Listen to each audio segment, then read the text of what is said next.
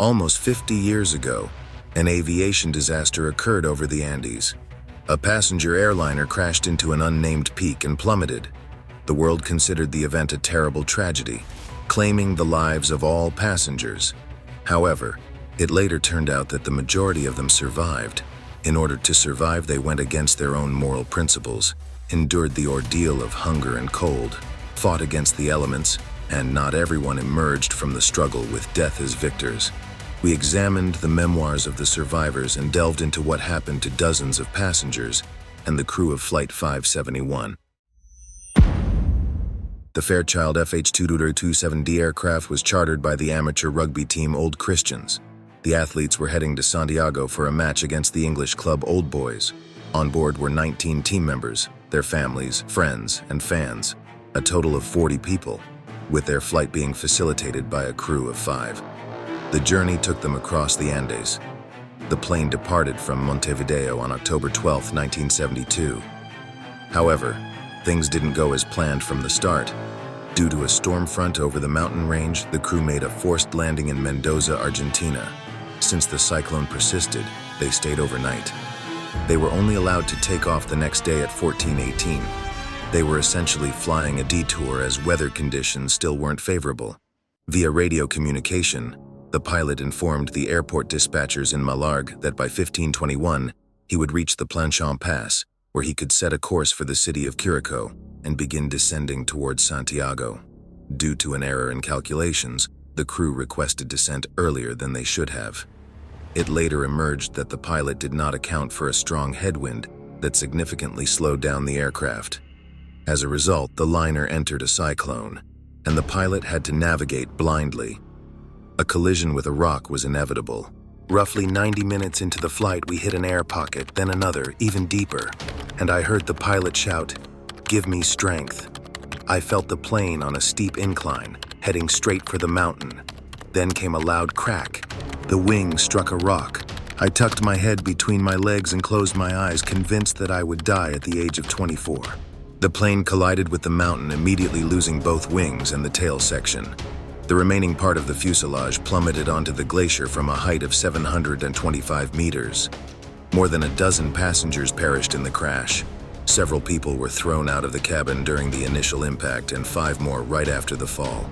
By the next morning, 27 people had survived, but for a few passengers and 1 crew member, the injuries proved fatal. Miraculously, 24 people remained practically unharmed. According to the accounts of Nando Parado, who was one of the survivors in the first hours after the crash, there was nothing, no fear, no sorrow, no sense of the passage of time, not even a glimmer of thought or memory, just black and absolute silence. Consciousness seeped into my brain like slow bleeding, and I struggled to wake up in a twilight world halfway between sleep and awareness. I heard voices and felt movement around me, but my thoughts were unclear and my vision was blurred. I could only see dark silhouettes and patches of light and shadow. As I stared in confusion at these blurry figures, I noticed that some shadows were moving and finally understood that one of them loomed over me. "Nando, do you hear me? Are you okay?"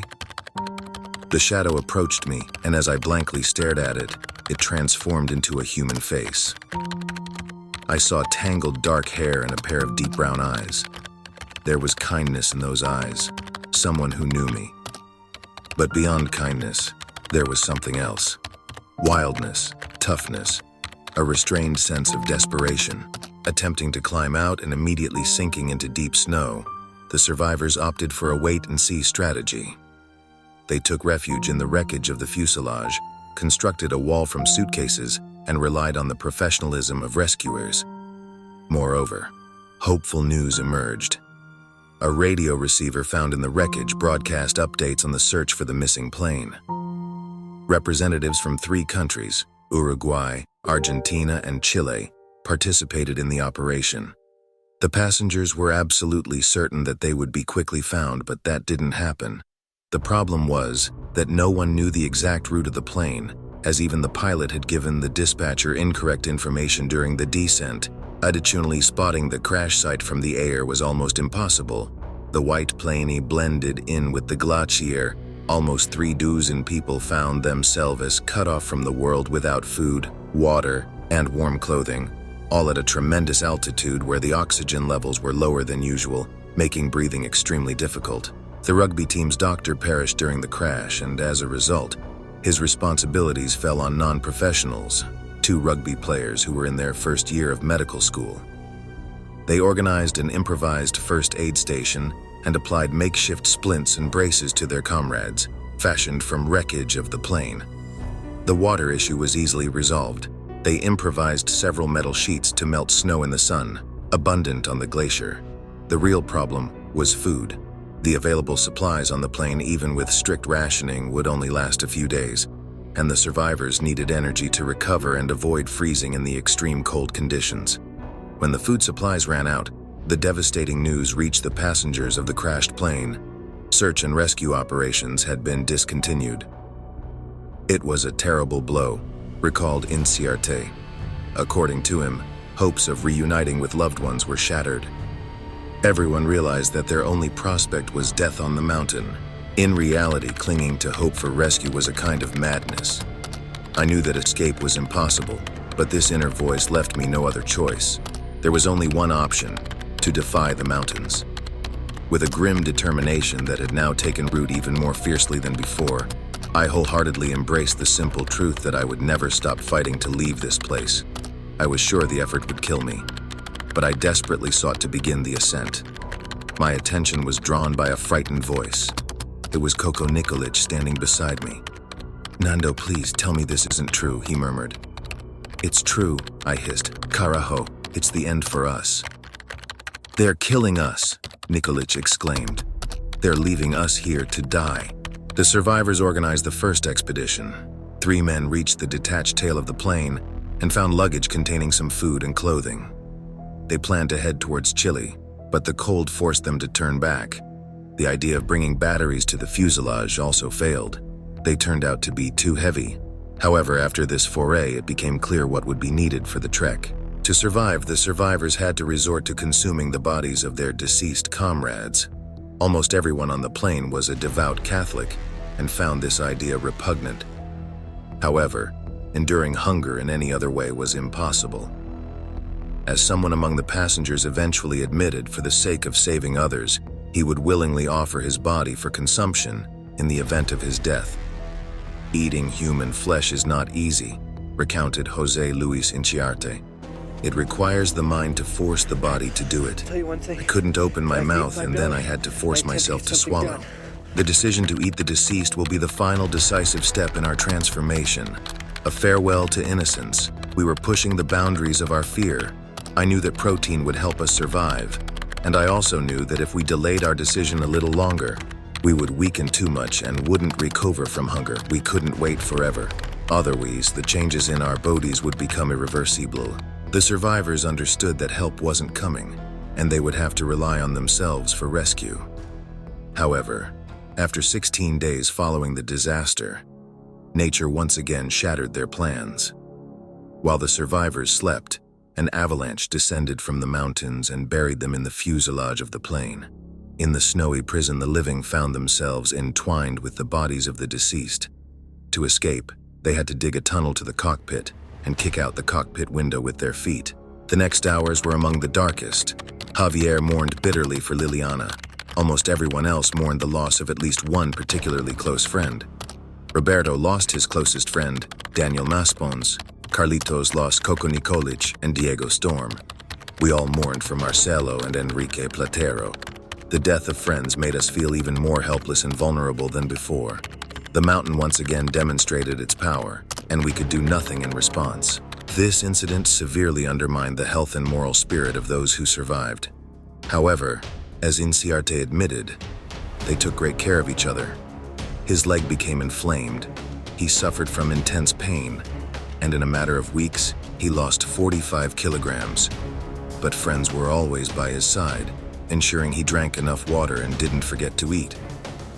The avalanche insulated the fuselage and protected their temporary shelter from the cold winds, and the bodies of their deceased comrades preserved by it helped them endure for over another month. The survivors began preparing for a new expedition. Throughout November, the 3 chosen individuals received more food to regain strength before the journey. Thanks to the first unsuccessful foray, they knew they couldn't do without sleeping bags. They managed to sew them from scraps of clothing.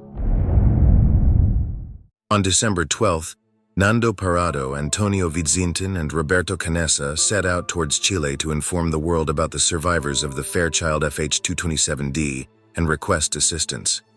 2 days later, Vizintin had to return, but Parado and Canessa, despite illnesses and hardships, eventually reached inhabited areas. On the 9th day of their journey, they encountered a local resident, Sergio Catalan, who informed authorities about the group of survivors after the crash. José Luis Inciart remained in the camp and was unaware that help was already close. Later, he recounted that he had decided to die if they weren't rescued by Catholic Christmas. The rescuers arrived on December 22nd. The survivors were evacuated by helicopters for 2 days. It couldn't be done faster due to poor weather conditions. All those rescued suffering from mountain sickness, malnutrition, dehydration, and frostbite received medical assistance. The attitude toward the survivors turned out to be ambiguous. A few days after their rescue, local newspapers began writing about what exactly the survivors ate and how they compromised their conscience. Later, a cross was erected at the crash site, and the bodies of the deceased were buried. The survivors provided detailed accounts of their ordeal in a press conference and later wrote several books about their experience. Additionally, multiple films have been made about their lives in rescue. They are actively involved in public service, supporting fellow citizens in challenging situations. For example, in 2010, they supported the Chilean miners, who were trapped underground due to an accident. A year earlier, it became known that all 16 survivors from that flight decided to endorse an organ donation program. According to them, they once made a pact with life, and they encouraged citizens of Uruguay to participate in the government's organ donation program. For many years, it was enough for me that my friends and family understood what I had been through. Sharing my personal story with someone outside our circle seemed unnecessary. Even in interviews with magazines and newspapers, or participating in documentaries for the anniversaries of the disaster, I avoided completely opening up to strangers. I believed that everything the public needed to know was skillfully covered in the book Out of the Silence. However, it only touched on the factual side of our ordeal. Readers had no idea about my internal struggles or the swirling emotions that compelled me to survive. But I didn't want to delve too deep into those things. Let the readers get the drama, horror, and adventure, and I would keep the most intimate and painful memories to myself.